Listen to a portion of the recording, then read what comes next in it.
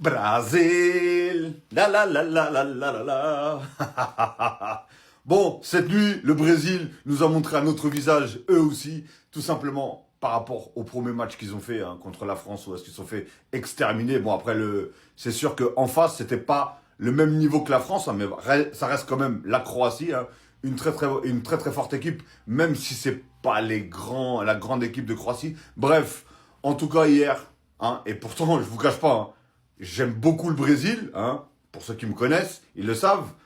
Et je connaissais même pas la moitié de l'équipe d'hier. Je savais même pas qui était la moitié des joueurs d'hier. Mais regardez, ils ont fait le boulot. Tout simplement, ils ont fait le boulot. Et en plus, avec une entrée hier de Hendrik.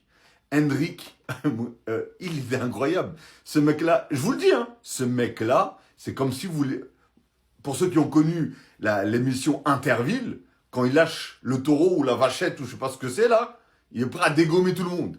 Et ben Hendrik, hier, il était prêt à en découdre. Ce mec-là, il fait partie de plusieurs buts, de plusieurs buts du Brésil. Parce que il rentre, on fait un penalty sur lui, on fait une faute sur lui, donc penalty, mais c'est pas lui qui le tire. Par contre, il le passe à lui là, Igor Thiago.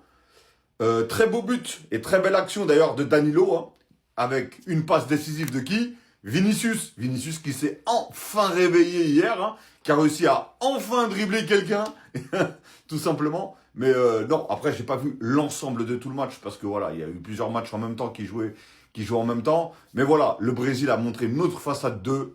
Le Brésil a fait montrer de très belles choses et qu'ils en sont capables. Ils ont montré qu'ils en sont capables. Donc voilà, en tout cas, belle victoire du Brésil, 3-1 face à la Croatie, avec en plus un dernier but, premier but de Danilo. Je le connaissais pas, lui aussi, personnellement, mais très bon joueur aussi. Igor Thiago, c'était un joueur qui venait de rentrer et qui a marqué son petit but sur penalty. Et bien sûr, Martinelli, tout le monde le connaît, lui, c'est le joueur de Arsenal. Arsenal, donc voilà. Mais en tout cas, merci le Brésil pour cette prestation hier. J'ai eu peur, je pensais vraiment, vraiment, vraiment que vous alliez, que vous allez faire. Quand j'ai vu ce que vous avez proposé contre l'équipe de France, je me suis dit, oh là là, mais qu'est-ce que ça va être contre la Croatie encore une fois. Et au final, je me suis trompé. Comme les autres équipes que j'ai regardé le Portugal et l'Argentine, et tous ont gagné, tous ont montré une autre image d'eux, surtout le Portugal aussi qui avait fait un vrai match pourri de premier match. Bref, en tout cas, voilà, félicitations au Brésil. Et maintenant, tout droit, c'est bientôt la Coupe du Monde, les gars. C'est bientôt la Coupe du Monde. Ça s'approche, les gars. Ça s'approche très très vite. Pourquoi souhaitez-vous Neymar si vous avez Hendrik? Parce qu'il a joué seulement 15 minutes. Oui, oui, seulement 15. N'oublions pas qui est son coach là. L'homme qui l'a laissé pourrir au Real, pour qui j'ai créé ce fameux hashtag FreeBobby. Bref, vous voyez le score? 3 buts pour le Brésil. Eh bien, il est appliqué sur 2 d'entre eux. En 15 minutes, oui. Le premier où en seulement quelques minutes, il va pousser un ballon et s'imposer physiquement jusqu'à ce que le joueur le fauche dans la surface. Ça créera un penalty qu'il laisse tranquillement tirer à Thiago sans faire de problème. Et seulement quelques instants après, on voit Hendrik en train de remonter un ballon à pleine vitesse. Il ferait un bond 30 mètres avant de fixer et de la donner dans l'intervalle pour son partenaire qui a plus qu'à ajuster le gardien. Ça finit au fond des filets. Bobby heureux, Drixé heureux.